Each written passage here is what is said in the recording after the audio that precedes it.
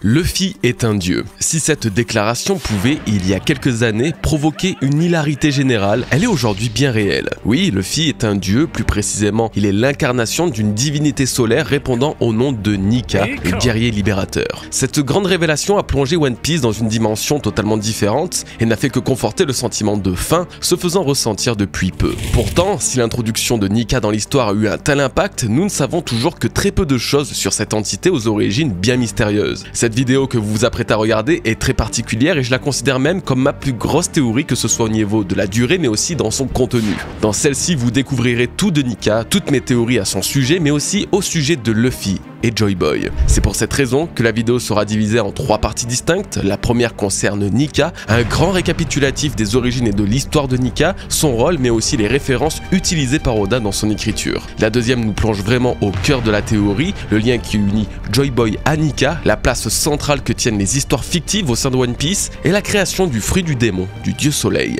La troisième et dernière partie révélera quant à elle un véritable cataclysme. Découvrez quel sera le tragique destin qui attend le Gomu Gomu no Mi, l'importance de Barbe Noire et comment Luffy devra vaincre le roi des ténèbres sans ses pouvoirs et par la seule volonté qui l'anime. Le point fort de cette vidéo est que je l'ai écrite et conçue pour que vous puissiez regarder individuellement chacune de ces parties en les comprenant parfaitement malgré le lien qu'elles ont entre elles. Alors n'hésitez pas et naviguez comme bon vous semble entre les parties. La seule chose que je vous demande est évidemment de liker cette vidéo pour le lourd travail qu'il y a derrière et aussi et surtout abonnez-vous. L'objectif de ce mois-ci est d'atteindre ou au moins de se rapprocher du cap des 400 000 abonnés avant 2024, c'est notre résolution de fin d'année, alors allez-y, bombardez et rejoignez l'équipage. Merci à tous les bros, à présent nous allons pouvoir découvrir le grand secret entourant l'épopée de Nika, le guerrier libérateur et dieu soleil.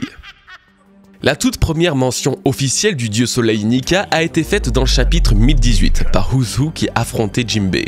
L'ironie de la chose est que le chapitre d'avant, le 1017, ce même Uzu nous révélait qu'il fut emprisonné après avoir failli à sa mission qui était de ramener un fruit du démon, le Gomu Gomu no Mi, au gouvernement mondial. Fruit du démon qui sera consommé quelques temps plus tard par Luffy. Oda a donc tout de suite établi un lien subtil entre Nika et Luffy par la mention du dieu soleil et le Gomu Gomu no Mi à un seul chapitre d'intervalle et il n'aura fallu attendre que quelques mois pour que ce lien se confirme véritablement dans le chapitre 1044. Maintenant que Luffy incarne une deuxième entité, je pense que pour bien comprendre le futur de son histoire et donc celle de One Piece, il faut réussir à déchiffrer l'histoire et la symbolique de Nika. Alors à la question qui est Nika, on peut y répondre qu'il est une entité légendaire datant d'une période lointaine, qu'il incarne une figure héroïque et surtout divine, pleine d'espoir, intimement ancrée dans l'histoire de l'esclavagisme du monde de One Piece. Et même dans ces mots que je viens de prononcer, on peut y apporter plusieurs précisions particulièrement importantes. Si Nika tire ses origines des temps anciens, rien ne nous indique avec précision quand sa légende remonte vraiment. Alors oui, il semblait exister il y a de ça plus de 800 ans, pendant la période du siècle oublié, à en juger les paroles de Zunesha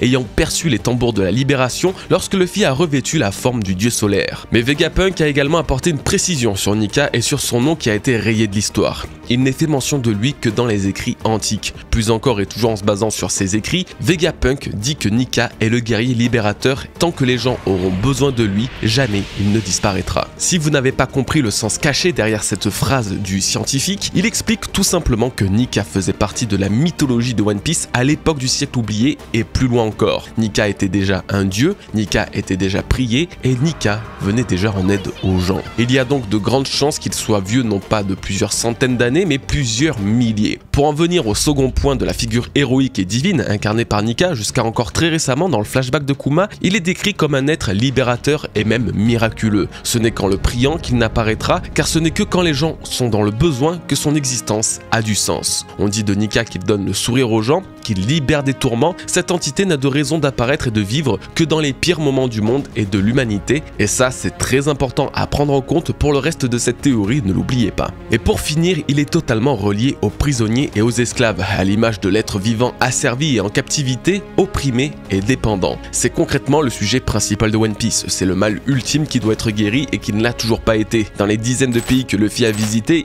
il n'est jamais reparti sans avoir délivré le peuple de ses démons, et il a toujours agi comme le libérateur chasseur et briseur de chaînes. Sauf sur Sabaody, là où furent introduits les dragons célestes et leurs esclaves enchaînés. C'était la première apparition de vrais esclaves entravés et réduits à l'état d'objets et dont la moindre once d'humanité fut annihilée par la cruauté des dragons célestes. C'est dans cet arc que les Mugiwara ont perdu pour la première fois, ne parvenant à libérer l'île et le mal qui l'a rongé. Mais c'est aussi dans cet arc qu'ils ont été opposés pour la première fois aux Tenryubito, à leur suprématie politique et militaire absolue, et dont le thème de l'esclavage ne cessera de leur être intimement relié à partir de ce moment précis. Maintenant que Luffy, notre héros, incarne officiellement à travers Nika le symbole de la libération des esclaves, il ne fait aucun doute que l'ultime combat qu'il devra mener sera de délivrer le monde de ce fléau précis. Ce qui coïncide parfaitement avec l'idée que le gouvernement mondial représente l'ennemi définitif qu'il devra vaincre et qui sont à l'origine de l'esclavagisme. Avec cette réflexion, la réponse à la question « Qui est Nika ?», est sans nul doute que Nika est l'ennemi du gouvernement mondial, tout simplement. Mais Nika est aussi un farceur, c'est ce qui saute tout de suite aux yeux en le voyant. C'est un pitre qui est très loin de l'image que l'on peut avoir d'une telle divinité. Pourtant, tout l'humour qu'il dégage fait partie intégrante de sa personnalité et de sa légende. Que ce soit Uzu, le Gorosei ou même Vegapunk, chaque fois que Nika est décrit dans l'histoire, les mêmes termes reviennent. Ses facéties donnent le sourire à tous, c'est un guerrier qui fait rire et libère des tourments. Il se bat selon sa fantaisie tout en donnant le sourire aux gens. Ces déclarations contribuent à comprendre tout l'aspect extravagant et fantasque derrière le Gear 5 de Luffy qui n'a fait qu'accentuer ce côté déjà prononcé chez ce dernier. Ce n'est pas pour autant une entité pacifique puisque Nika, derrière toutes ses pitreries, est véritablement représenté comme un guerrier, que ce soit dans son titre de guerrier libérateur ou dans sa représentation visuelle. La liberté ne peut s'obtenir sans guerre, c'est un triste message qu'Oda tente de passer à travers Nika, mais aussi à travers Dragon, qui transformera l'armée de la libération, sa première armée pacifique, en armée révolutionnaire qui deviendra belliqueuse. Malgré tout, et comme je le disais, le titre militaire accordé à Nika est largement dilué et allégé par la cause qu'il défend, celle des opprimés, et par le symbole qu'il dégage, à savoir celle d'une entité joyeuse et folklorique. Mais finalement, que dit l'histoire de Nika? Existe-t-il seulement depuis le chapitre 1018, chapitre de sa première mention officielle? Eh bien, si on peut légitimement se poser cette question, puisque son nom n'a jamais été mentionné avant ce moment précis, cela ne prouve pas pour autant qu'il n'existait pas et qu'il n'était pas destiné à apparaître. Au contraire, Nika est bien décrit comme une entité qui fut effacée de l'histoire. Son existence se doit d'être aussi mystérieuse que l'est l'Ancien Royaume. C'est la raison pour laquelle seules des personnes très spécifiques sont en mesure de parler de lui, comme le Gorosei qui est vraisemblablement à l'origine de sa disparition, ou Vegapunk qui a analysé de nombreuses données du siècle oublié. Pour autant, le symbole du dieu du soleil, lui, existe depuis très longtemps. Dans les croyances et la culture des Chandia, le dieu du soleil semblait être la divinité principale à en juger le sacrifice de vie humaine qui devait lui être adressé. Il faut savoir que dans la culture maya et aztèque, qui ont grandement inspiré les Chandia, le rite de sacrifice humain représentait l'offrande ultime qu'ils pouvaient offrir aux dieux pour calmer leur colère et recevoir leur bénédiction, ce qui prouve vraiment l'importance d'un tel dieu dans One Piece, même s'il ne fut pas nommé à ce moment-là. Sans omettre, toujours sur l'île céleste, que Nika semble apparaître dans la silhouette de Luffy lors des deux feux de joie, des cérémonies qui sont propres au culte du soleil. Donc oui, déjà à partir de ce moment-là, l'histoire de Nika commençait à se dessiner sous nos yeux, et ce n'est pas fini puisque, encore dans une autre culture, celle des géants d'Elbaf, le mythe du dieu soleil existe. Cette divinité est encore une fois essentielle dans leurs croyances, pratiquant le rite du jeûne pour remercier et célébrer le soleil, sa mort et sa résurrection. Dans notre monde, cette fête est associée au Yule, une tradition païenne associée au dieu solaire, honorant le retour de cet astre et sa victoire sur les ténèbres. Autant vous dire que c'est une fois de plus assez explicite avec One Piece, le soleil est représenté chez Luffy et les ténèbres chez Marshall D. Teach. Et pour finir, on peut totalement citer les hommes poissons et Otohime, qui n'adorent aucun dieu en particulier, mais qui admirent de tout leur âme le soleil au point où les pirates hommes poissons arborent son emblème. Malgré tout, Jinbei semblait connaître Nika, à en juger sa réaction face à Uzu, puisque c'est une histoire liée à l'esclavagisme et par extension aux hommes poissons et à l'équipage des pirates du soleil. Jinbei confirme cette idée en disant qu'il n'avait rien à dire à des personnes comme lui, sous-entendant une connaissance qu'il ne divulguera pas à son adversaire, que Nika fait partie de l'histoire et que cette histoire est assez compliquée pour en parler. Il est donc très probable que l'équipage des pirates du soleil ait déjà entendu parler de Nika par Fisher Tiger, leur capitaine qui fut autrefois emprisonné sur Marie-Joise. Comme vous l'aurez compris, la symbolique du dieu soleil est omniprésente dans la plupart des arcs de One Piece. Pourtant, Nika, lui, reste discret. Enfin, sauf une fois, et ce n'était pas dans le manga. Bien que je ne prenne jamais les films comme source fiable dans mes théories et analyses, l'un d'eux, à mon sens, a totalement teasé l'existence de Nika et son rapport avec l'esclavagisme. One Piece Gold. Ce film qui met en avant l'aventure des Mugiwara sur l'île de Tesoro est également le premier à mettre en en lumière les dragons célestes tant par leur présence directe que par l'exposition de leurs pratiques esclavagistes, puisque Guild Tezoro, antagoniste principal du film, fut autrefois un esclave des Tenryubito. Dans les quelques bribes de son passé que l'on peut apercevoir dans le film, une scène le montre esclave et menotté, les mains jointes en train de prier. Il est évidemment impossible de passer à côté quand au chapitre 1018, on mentionne pour la première fois la croyance de Nika chez les esclaves qui priaient pour sa venue et pour être sauvés. J'ai donc la conviction que cette scène n'a pas été ajoutée pour rien et qu'elle serait l'une des rares à avoir teasé la prière du dieu soleil. Pour finir et plus grossièrement, Oda, même sans citer Nika ou sans être sûr du nom qu'il allait donner à cette divinité, a pourtant toujours mis un point d'honneur à associer Luffy à l'astre solaire et à la place centrale qu'il tient dans l'histoire. Nina avait déjà fait une excellente vidéo à l'époque, bien avant la première mention de Nika et de son lien avec Luffy, pour expliquer à quel point le héros du manga d'Eiichiro Oda a une destinée toute tracée et toute reliée au symbole du soleil. Il a grandi sur l'île de Down, littéralement l'île de l'aube, son bateau se nomme le Thousand Sunny, Sunny se traduit par soleil, ou bien encore la fleur qui lui est associée est le tournesol et sa représentation du soleil que l'on connaît tous. Nika n'a peut-être jamais été réellement nommé, Luffy lui a toujours été associé à son emblème et ça c'est le plus important dans la cohérence de son histoire et de son scénario. Alors c'est bien beau de parler du soleil et de tout ça, mais finalement une autre chose est très importante à savoir, Nika dans notre monde, ça donne quoi? Est-ce une pure création d'Oda ou au contraire s'est-il inspiré d'une histoire, d'un mythe, d'une légende comme il a coutume de le faire? Eh bien c'est compliqué à dire, mais il y a toutefois trois entités très intéressantes à relever, totalement dans le thème de Nika qui possèdent chacune des particularités du dieu soleil. Et c'est en les combinant ensemble que l'inspiration finale de Nika apparaît, car il semble effectivement qu'Oda se soit inspiré de plusieurs mythes pour donner naissance à son dieu solaire. La première est le Curupira. Le Curupira est un jeune garçon gardien de la forêt présent dans le folklore brésilien, ce qui s'accorde parfaitement avec les dires d'Oda selon lesquels Luffy serait brésilien dans notre monde. Vous l'aurez remarqué, physiquement, il est très similaire à l'image que l'on a de ce fameux Nika. Il est parfois armé d'une lance comme Nika, il a les cheveux enflammés comme Nika et est réputé pour être très farceur et aimer les danses malgré ses jambes désarticulées, encore une fois comme Nika. Il est évident que de telles similarités dans leurs principaux attributs ne peuvent être ignorées, cependant, et malheureusement, elles s'arrêtent ici. Il n'a pas de lien particulier avec le soleil et ne se contente que d'être une sorte de fée, lutin ou démon des forêts dont il en est également le gardien. C'est pourquoi le Curupira aurait été l'inspiration physique d'Oda pour Nika. Mais ce n'est évidemment pas fini. La deuxième entité et inspiration se nomme purement et simplement Joy Boy. Oui, le même Joy Boy mentionné par Zunesha, Robin ou encore Roger et Oden. S'il était quasiment impossible à l'époque de trouver une référence concrète depuis la première mention de Nika au chapitre 1018, un lecteur anglophone de One Piece a fait une découverte qui a changé énormément de choses. Joy Boy est bien une divinité ayant eu sa place dans notre monde et son folklore. Pour en savoir plus, il faut se procurer la rare et coûteuse encyclopédie des choses qui n'ont jamais existé, qui semble être l'un des seuls documents datant de 1985 à mentionner l'histoire de cette divinité. J'en ai fait l'acquisition et pour les fâchés de la langue anglaise, je vais vous en faire la traduction. Joy Boy est un personnage antillais qui personnifie le besoin humain de danser, de chanter et de jubiler. Il est apparenté au seigneur des danseurs qui inspire les festivals dans les pays froids et il semble probable qu'il ait voyagé vers les Caraïbes avec une première cargaison d'esclaves d'Afrique de l'Ouest. Joy Boy sourit perpétuellement à tous les travers et problèmes de l'humanité et soigne les troubles humains en tapant un rythme irrésistible sur son tambour. Quiconque entend la musique de Joy Boy est contraint de danser et de chanter avec lui jusqu'à ce qu'il ait enlevé le manteau noir du désespoir. Vous l'aurez compris, ce livre est l'un des très rares, voire même le seul à ma connaissance, à parler de ce dieu qui est totalement et absolument relié à la description que l'on nous fait de Nika, une divinité qui au rythme de ses tambours apporte la joie et efface la peine des esclaves.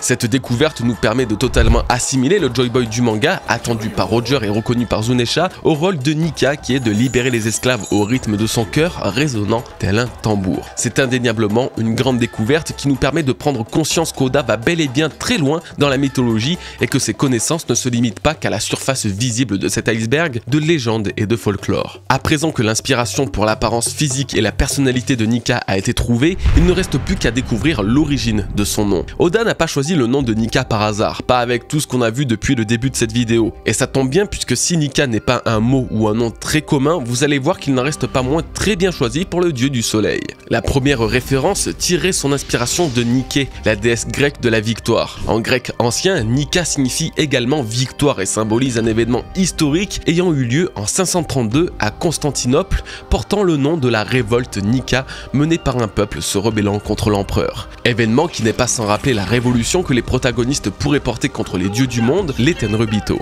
La deuxième référence serait l'étymologie du nom Nika dans certains pays, notamment iraniens, qui portent des significations telles que bon, vrai, élu, ce qui n'est pas sans rappeler Luffy, doté d'une véritable bonne âme tout en semblant être l'élu de sa génération pour porter le message de Joy Boy. Pour finir, la troisième référence combine un peu tout ce qu'on vient de voir jusqu'à présent. Il s'agit d'un arbre qui se nomme Nika sur une île des Maldives également nommée Nika. C'est apparemment un lieu de destination très prisé, très cher aussi, mais la légende de ce fameux arbre vous rappellera sans doute l'histoire de One Piece. Ce grand arbre nommé Nika était autrefois l'habitat de fées et d'elfes de la mer. Les créatures de Nika avaient un pouvoir spécial. Elles étaient capables de parler avec les poissons, les plantes et même avec les étoiles. Elles avaient aussi un autre don, elles écoutaient attentivement les souhaits et les rêves des êtres humains. Si les humains désiraient la bonté, la beauté et l'altruisme, leurs rêves pouvaient se réaliser. Parler avec les poissons, les plantes et les étoiles, ça fait tout de suite écho à la voix de toute chose permettant de communiquer avec des êtres avec qui on ne peut normalement pas communiquer. Ensuite, la mention du rêve et des souhaits des êtres humains fait là encore parfaitement écho à Luffy qui réalise indirectement les rêves des gens qu'il sauve et surtout Nika qui est invoqué dans les prières des esclaves pour être libéré. Je vous laisse vous faire votre propre avis, moi j'aime me dire que le hasard existe, certes, mais il ne peut pas autant se répéter sans être un minimum désiré. Nous arrivons enfin à la conclusion de cette première partie qui vous aura normalement permis de mieux comprendre et cerner l'histoire de Nika lui-même, que ce soit dans sa symbolique et dans ses références. Le but était vraiment de donner un contexte et une justification à l'existence de ce dieu solaire dans One Piece. Comme vous l'aurez constaté, Luffy n'a pas beaucoup été mentionné, c'est normal, et ça va changer dans les parties qui vont suivre et qui lui seront totalement consacrées. Enfin, j'avais très hâte de commencer cette partie car elle comporte une de mes théories préférées et je sais qu'elle va aussi totalement vous plonger dans le cœur et l'ambiance de cette vidéo. Pourquoi Luffy est-il Nika ? Quelle en est l'utilité? Que va-t-il accomplir? Quelle histoire Oda veut-il raconter depuis ce fameux chapitre 1044? Ce sont toutes ces questions qui serviront de base pour les deux prochaines théories. La première, qui sera le centre de cette deuxième partie, va commencer dès maintenant et vous expliquera comment Joy Boy a créé le Ito Itonomi modèle Nika, le fruit du démon du héros solaire légendaire qu'il a toujours admiré. Pour bien commencer et comprendre pleinement cette théorie, il faut aussi et surtout parler de Joy Boy. Sa place est primordiale au sein de toute cette histoire, quand bien même Luffy représente l'avatar de Nika, il n'en reste pas moins le Joy Boy de cette ère, celui qui est attendu par de très nombreuses personnes. Mais alors, qui est Joy Boy? Quel est son lien avec Nika? Sont-ils deux entités similaires ou totalement distinctes? Ce n'est effectivement pas très clair, mais si on reprend toute l'histoire de Joy Boy, on peut s'en faire une idée plutôt précise. Joy Boy a été cité pour la première fois au chapitre 628 par Nico Robin, mais il faudra vraiment attendre le chapitre 649 pour en savoir plus à son sujet. C'était un homme vivant autrefois, à la période du siècle oublié, il a 800 ans, il est soit capable de lire les poneglyphes, soit de les tailler, car il a adressé une lettre d'excuse sur l'une de ses stèles indestructibles destinée à la princesse sirène de son époque. Cette dernière serait apparemment l'ancienne arme antique Poséidon, et la lettre d'excuse aura comme sujet le serment rompu passé avec l'île. Les détails manquent, toutefois ce serment semble avoir un lien avec Noah, car une légende transmise de génération en génération dans la famille royale fait mention du jour où un homme viendra honorer le serment de Joy Boy. Ce jour-là, le Noah pourra accomplir son rôle ultime, un rôle inconnu jusqu'à présent. Après ça, il aura fallu attendre Wano Kuni, soit plus de 300 chapitres, pour en découvrir davantage au sujet de Joy Boy. Roger et son équipage découvrent Laftel et la véritable histoire du siècle oublié. Joy Boy est confirmé comme étant un acteur principal de cette époque et est même possiblement à l'origine du grand trésor du One Piece. Puis Oden révèle que Wano Kuni doit être ouvert avant le retour de Joy Boy, ce qui confirme que Joy Boy n'est qu'un titre hérité à l'image de Poséidon,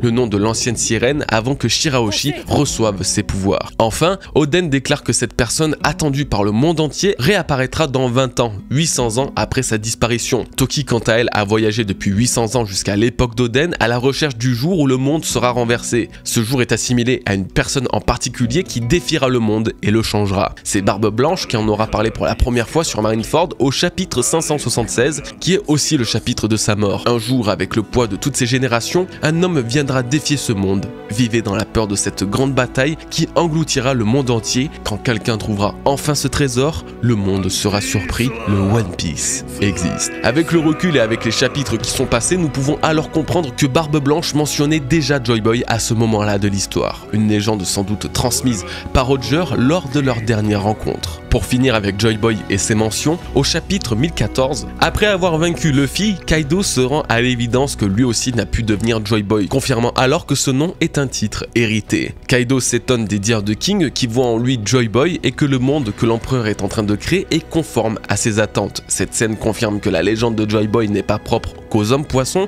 mais elle est aussi aux Lunarians comme King et que cette tribu attend la venue de l'homme qui va changer le monde. Et enfin, durant la bataille finale, Zunisha est annoncé comme étant l'ancien camarade de Joy Boy et parvient à sentir le retour de son ami et des tambours de la libération quand Luffy éveille sa forme Nika, poussant à placer tous ses espoirs en ce jeune garçon. Ok, donc après avoir expliqué l'histoire de Nika, l'histoire de Joy Boy a elle aussi été détaillée. Désolé, ça a peut-être été un petit peu long, mais ça ne peut être qu'utile pour cette vidéo, mais aussi pour vous faire une bonne piqûre de rappel de toutes les déclarations que l'on a eues ces dernières années. Souvenez-vous, si on en est venu à refaire toute l'histoire de Joy Boy, c'était pour essayer de déterminer qui entre lui et Nika était apparu en premier, et surtout s'il constituait deux entités que l'on pouvait véritablement dissocier. Voici donc ma théorie à ce sujet. Joy Boy n'était pas Nika, tout comme Luffy ne l'est pas non plus. Tous deux possédaient le fruit du démon du dieu soleil sans être le véritable Nika originel. La vérité serait celle-ci. Nika est un dieu très ancien datant de plusieurs milliers d'années qui, à travers les époques, s'est imposé comme un héros fictif. C'est ce que le databook Road to Laftel laisse également sous-entendre en disant ceci au sujet de l'une des cases emblématiques de Skypiea. Une chanson folklorique avec le même rythme que Nika. Cela pourrait-il être lié aux croyances acharnées du dieu soleil dans un passé lointain? Oui, dans un passé lointain, Nika était déjà une légende. Son histoire racontant le combat contre le mal qu'il a délivré était un conte populaire que le jeune Joy Boy a pris en exemple tant il a aimé sa détermination, sa volonté et son récit. Comme nous l'explique Vegapunk au chapitre 1069, tout ce qui naît en ce monde a été désiré. Il nous explique que les fruits du démon sont la concrétisation d'un désir d'évolution et par conséquent que ceux qui manifestent ce désir et cette volonté se voient être récompensés par les pouvoirs de ce fruit. Ceci représente simplement mon interprétation personnelle de la genèse des fruits du démon évoquée par Vegapunk. Cependant, si cette hypothèse s'avère exacte, alors Joy Boy, aspirant à devenir comme Nika, le héros fictif qui a guidé toute sa vie, aurait créé le Zoan mythique du même nom, également connu comme le Gomu no Mi. Il aurait fini par incarner le héros libérateur, le défenseur des opprimés. Cette théorie tire ses origines du chapitre 1062. C'est ici qu'Oda met en avant pour la deuxième fois en un laps de temps très court l'existence et l'importance des livres illustrés et les mondes imaginaires à travers Jewelry Bonnie. La première fut au chapitre 1045 par Kaido lorsque ce dernier a comparé l'apparence et les pouvoirs de Luffy à un monde de bande dessinée. Et si finalement Nika était, avant même qu'il soit possédé par Joy Boy il y a 800 ans, une entité fictive issue d'un conte. Dans l'univers de One Piece, le dieu du soleil aurait été une forme de super-héros pour les civilisations anciennes, tout comme Luffy incarnant cet équivalent aux yeux des lecteurs actuels de One Piece. Ce qui constituerait l'ironie essentielle de l'histoire, expliquant ainsi le choix d'Oda de conférer à Luffy un style propre aux bandes dessinées et aux cartoons. Pourquoi vouloir lier notre monde à celui de One Piece? Pourquoi existerait-il des BD, des comics et surtout des héros en qui les personnages pourraient-ils se projeter? Eh bien, car c'est déjà le cas. En effet, dans l'univers de One Piece, la littérature et la fiction occupent une place centrale depuis le début de l'œuvre. Bragman, un roman fictif détenu par Nami et écrit par Louis Arnott, dévoile de multiples récits fantastiques de Grand Line. Parmi eux, on découvre l'histoire étonnante de Little Garden, en apparence un petit jardin abritant en réalité deux géants se livrant un combat antique. L'épopée de Norland est l'un des plus célèbres au monde, un livre d'images relatant la vie d'un homme mort en menteur ayant pourtant bel et bien existé avec une aventure totalement réelle. Usopp, membre de l'équipage, est connu pour ses récits et a exprimé à 2 reprises son désir de créer un livre, une narration de ses propres aventures. L'Odyssée d'Usopp le Brave est supposée être une synthèse de son épopée en tant que grand guerrier des mers, et il a manifesté son intention de rendre hommage aux exploits des courageux guerriers Tontata à travers un livre d'images qu'il publiera. Notons que le terme livre d'images est exactement le même terme employé par Kaido lorsqu'il observe Luffy sous sa forme Nika. Il y a ensuite l'histoire de Sora, le guerrier des Mers, qui est une bande dessinée mondialement connue mettant en scène le héros de la marine contre les démons du Garma Double Six. Ce conte a un aspect fictif si appuyé que les lecteurs du monde entier pensaient vraiment que le Garma n'était qu'une pure création. La réaction de Nami au chapitre 815 en est la preuve parfaite. Elle était persuadée que cette armée maléfique n'était qu'une invention, prouvant à quel point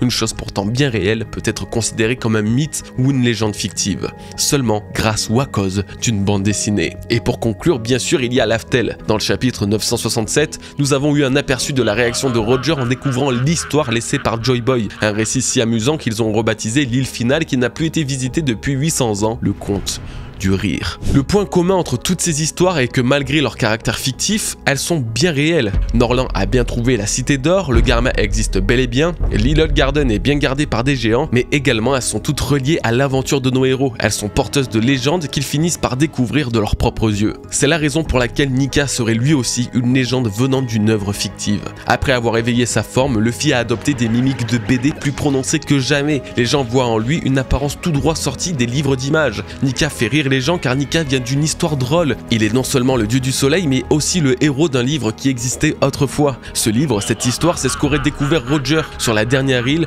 le fameux conte laissé par Joy Boy, l'ancien Nika, qui avait comme tâche de léguer au monde l'histoire du dieu soleil. Nika existerait depuis des millénaires, bien avant que Joy Boy hérite de ses pouvoirs sous la forme d'un héros de bande dessinée libérant esclaves et apportant la joie. À la fin de cette œuvre qui nous réunit tous, nous découvrirons alors que nous avons également suivi l'épopée d'un héros diffusant la joie à travers un simple manga, tout comme les lecteurs du monde de One Piece. Pour conclure et résumer cette partie, le Joy Boy du passé avait autrefois une vie de malheur et de solitude, mais c'est en voyant la joie qu'apportait Nika, une entité fictive de la mythologie de son monde, qu'il s'est juré de devenir comme lui. Joy Boy serait donc le créateur du Ito Itonomi, modèle Nika. Ce fruit du démon si particulier permettant toutes les fantaisies de l'imagination serait né d'une volonté de libérer le monde. Car comme le disait Vegapunk, tant que les gens auront besoin de lui, jamais il ne disparaîtra. Le Ito Itonomi, modèle Nika, renommé en Gomu Gomu no Mi, aura également traversé les époques en échappant au gouvernement mondial pendant 800 ans. La volonté résidant dans ce fruit étant bien réelle, il n'a fait que patienter jusqu'au moment opportun de rencontrer un jeune garçon répondant au nom de Luffy pour lui conférer les pouvoirs du dieu soleil. Pourquoi ? Car le véritable rêve de Luffy serait aussi le rêve de Joy Boy.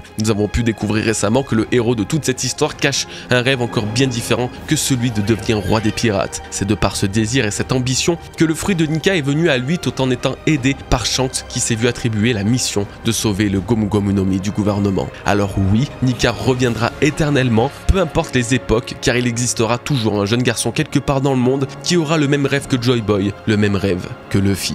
Un garçon qui devra hériter de leur volonté et des pouvoirs de Nika, ayant le lourd fardeau de lever l'aube sur le monde.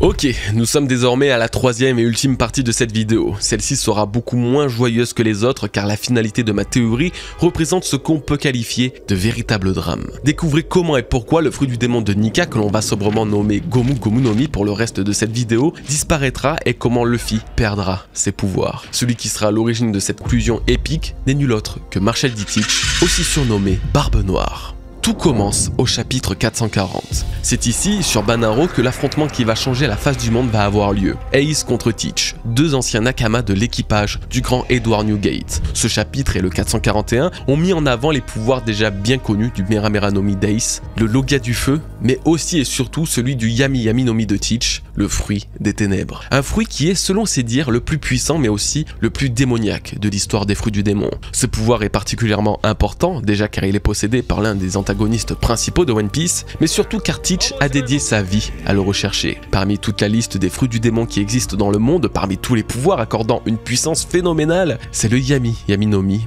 et aucun autre que Teach convoitait. Vous vous demandez si ce pouvoir est vraiment spécial? Eh bien la vraie question est surtout comment ne pourrait-il pas l'être? Depuis le chapitre 223 que Teach a été introduit, tout le ramène à représenter l'ennemi ultime de Luffy, son rival parfait, l'antagoniste final de One Piece. Il a vaincu Ace, précipitant sa mort et celle de Barbe Blanche, à qui il aura par ailleurs récupéré le Gura Gura no Mi, paramécia considéré comme le plus puissant de tous. Il se distingue en étant le seul et unique à avoir consommé deux fruits du démon, imposant une différence significative avec tous les autres antagonistes existants dans One Piece. Il progresse constamment, devenant de plus en plus terrible et ambitieux à chaque arc. Et puis, il représente les ténèbres. Il est le mal et la nuit, quand Luffy est désormais le bien et le soleil. La première fois que Luffy et Teach se sont véritablement fait face en tant qu'ennemis, en tant qu'adversaires à Impel Down, cette représentation fut totalement scellée à mon sens. Quand Luffy tentait à tout prix de s'échapper de cet enfer et se diriger vers le soleil, Teach, lui, s'enfonçait plus profondément que jamais dans les abysses infernales pour y trouver de nouveaux compagnons. J'ai parfaitement conscience qu'Imu est désormais une véritable menace qui a toutes les qualités pour devenir l'ennemi principal de l'histoire jusqu'à la fin. Malgré ça, je ne peux me décrocher de la puissante symbolique et des liens si particuliers unissant Luffy et Teach et leurs fruits du démon respectifs. Si le Gomu Gomu no Mi est un fruit du démon vraiment spécial cachant un secret résonnant avec l'histoire antique de One Piece, faisant de son utilisateur l'avatar du dieu soleil, le Yami Yami no Mi qui symbolise son parfait opposé ne peut être ignoré. Sa véritable nature est-elle également cachée et dissimulée au lecteur? Après la révélation du Gomu Gomu no Mi étant finalement un Zoan mythique, la question peut légitimement se poser. Le Yami Yami no Mi serait-il lui aussi un Zoan caché ou bien alors un fruit du démon unique d'une catégorie qui n'existe pas encore? Rappelons que le fruit des ténèbres à son introduction avait déjà un caractère exceptionnel.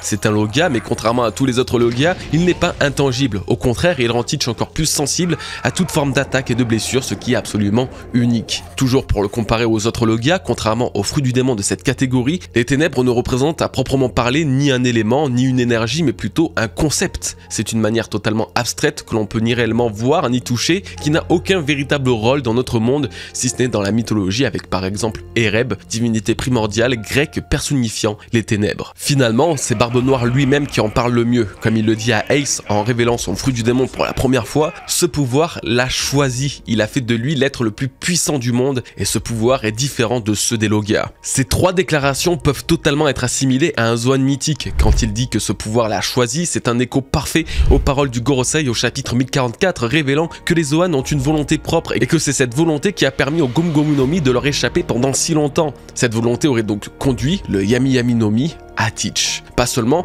ce fruit du démon fait de lui l'être le plus puissant du monde et les Zoan mythiques sont les fruits du démon les plus rares, toutes catégories confondues, offrant des capacités bien plus exceptionnelles que tous les autres. Si un fruit du démon aussi démoniaque et puissant doit exister, se hissant au sommet de leur hiérarchie, alors il devrait faire partie de cette catégorie, c'est spécial et unique. La dernière déclaration ne fait que confirmer tous ces éléments puisque Teach lui-même avoue que ce pouvoir est différent de tous les autres Logia, ce qui serait bien le cas car le Yami Yami no Mi est potentiellement un Zoan ou plus encore. Enfin, et comme je le disais plus tôt, ce pouvoir est considéré comme le plus puissant et démoniaque de toute l'histoire des fruits du démon. Je vous laisse deviner que pour avoir ce titre, cette réputation, c'est qu'il doit se distinguer. Il le fait déjà certes, mais maintenant il doit se distinguer du pouvoir de son ennemi, celui de Luffy, le nouveau dieu du soleil. Le fruit des ténèbres a aussi une petite particularité que je n'ai pas mentionnée, qui sera pourtant primordiale pour la suite de cette vidéo. En effet, et toujours dans le chapitre 441, qui est comme vous l'aurez remarqué absolument phénoménal en termes de révélation, Teach montre l'étendue de ses nouvelles capacités en parvenant par exemple à annuler les pouvoirs ardents d'Ace. De ces mots, la gravité des ténèbres peut attirer la substance même des pouvoirs des fruits du démon.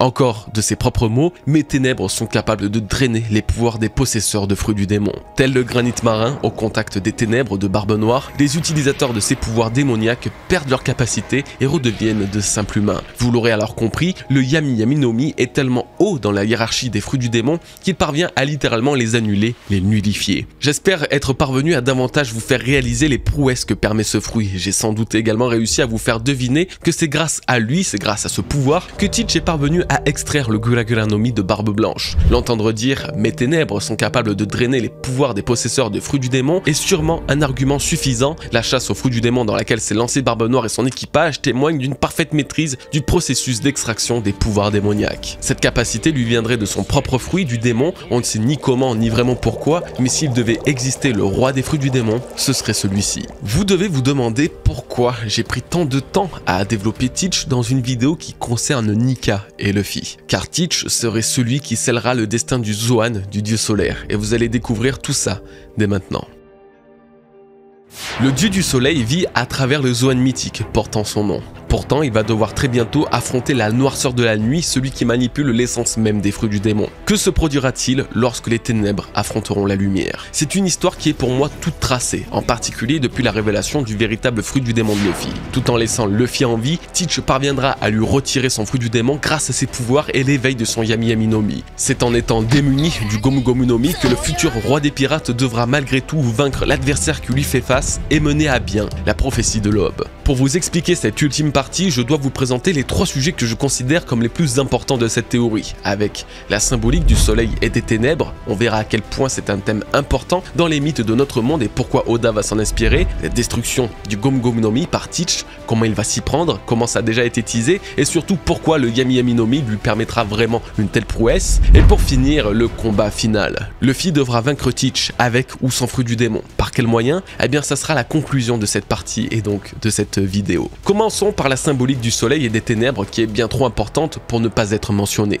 Depuis la nuit des temps, les mythes mentionnant l'origine de notre monde et de notre existence naissent dans la dualité entre la lumière et l'obscurité, le soleil contre les ténèbres. Ce sont 2 symboles indissociables et ils prennent un tas de formes différentes suivant les cultures. Dans la Bible par exemple, le rôle des ténèbres n'a eu de sens que lorsque la lumière est arrivée. Ils sont nés au même moment et chacun d'eux a permis de créer le concept même d'une journée. Il y a le très connu Yin et Yang dans la philosophie chinoise qui représentent 2 opposés ne formant qu'un, symbolisant par la même occasion le soleil et la lune. Dans la mythologie, notamment égyptienne, on a des dieux primordiaux comme Ra et Apophis qui représentent respectivement le soleil et les ténèbres. Leur combat est permanent car selon le mythe, Apophis tente toutes les nuits d'arrêter la traversée de Ra qui apporte la lumière et la chaleur sur Terre. Apophis représente donc les ténèbres, le chaos, qui ne parvient jamais à ses fins car tous les matins, Ra triomphe de lui et le soleil se lève à nouveau jusqu'au soir où la bataille reprend. Cette histoire prouve bien que le soleil et les ténèbres ont besoin de l'un et l'autre pour vivre et exister. Maintenant, un parfait équilibre entre le bien et le mal, la paix et le chaos. Oda a totalement recopié ce principe puisque vous l'aurez sans doute remarqué, le fruit du dieu soleil s'éveille exactement au moment où celui des ténèbres s'apprête à répandre le chaos partout dans le monde. Après tout, les ténèbres ne peuvent exister sans le soleil et vice versa, n'est-ce pas? Et l'aube ne vient qu'après la nuit, on est d'accord. Alors Nika, dieu du soleil, ne peut apparaître que lorsque les ténèbres ont recouvert le monde. Il doit apparaître uniquement pendant l'ère des ténèbres, pendant la nuit, expliquant pourquoi on le voit toujours représenté dans ce qui semble être la lune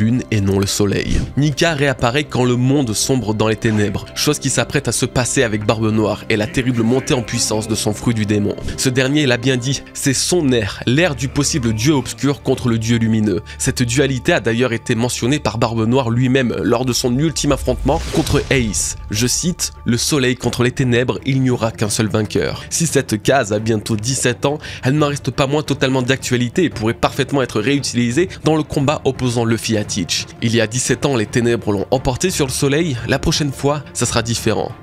Ou presque. Et si Barbe Noire parvenait encore à l'emporter, cette fois face à Luffy? Le futur roi des pirates retrouve dans le Gomu Gomu no Mi des facultés, des possibilités infinies, ne faisant qu'augmenter sa puissance. Pourtant, face à son plus terrible adversaire, celui qui symbolise la nuit et ses ténèbres, ce fruit du démon est un fardeau.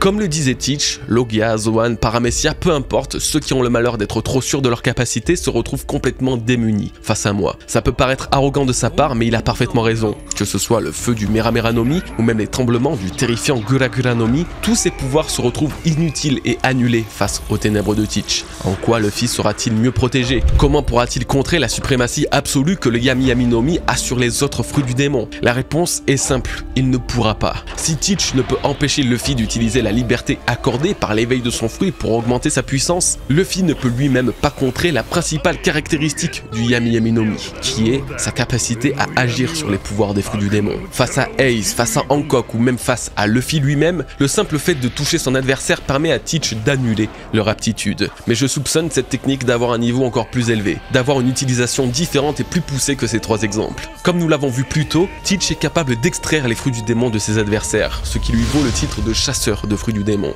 Cette particularité lui viendrait du Yami Yami no Mi et aujourd'hui, 2 ans après l'avoir consommé et sans aucun doute après l'avoir lui aussi éveillé, il serait capable de retirer les pouvoirs des utilisateurs de ces fruits sans avoir besoin de les tuer. C'est ce qui est sous-entendu lorsqu'il veut récupérer le Mero Mero no Mi de Hancock. Avec Devon et Vasco Shot, Teach s'est rendu sur Amazon Lily pour obtenir les pouvoirs de ce puissant Paramecia. La première lecture qu'on a, c'est qu'il vient la tuer avec son équipage pour lui voler son fruit, pendant que Vasco Shot propose une seconde solution qui est de la garder en vie pour s'en faire une amie.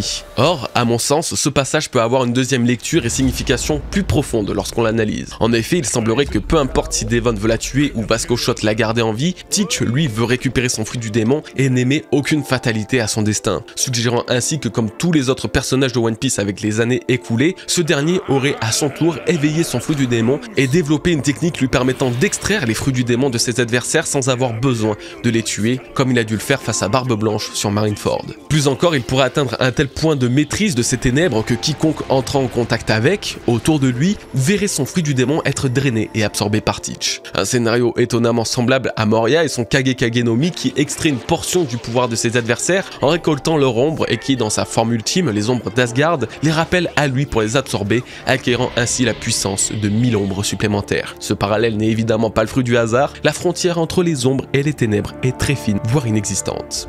Pour en revenir à notre cher et précieux Gum no Mi, c'est de cette manière que Teach pourra l'extraire et surtout le détruire. Le dieu Nika serait bel et bien mort. Les ténèbres l'auraient enfin emporté sur le soleil. Pourtant, une lumière demeure au fond de cette pénombre. Le cœur d'un homme qui aspire à la liberté, Monkey D. Luffy, lui, restera bel et bien en vie. La question est de savoir à présent comment ce simple garçon au chapeau de paille va-t-il venir à bout de cette force démoniaque sans les pouvoirs du dieu Nika.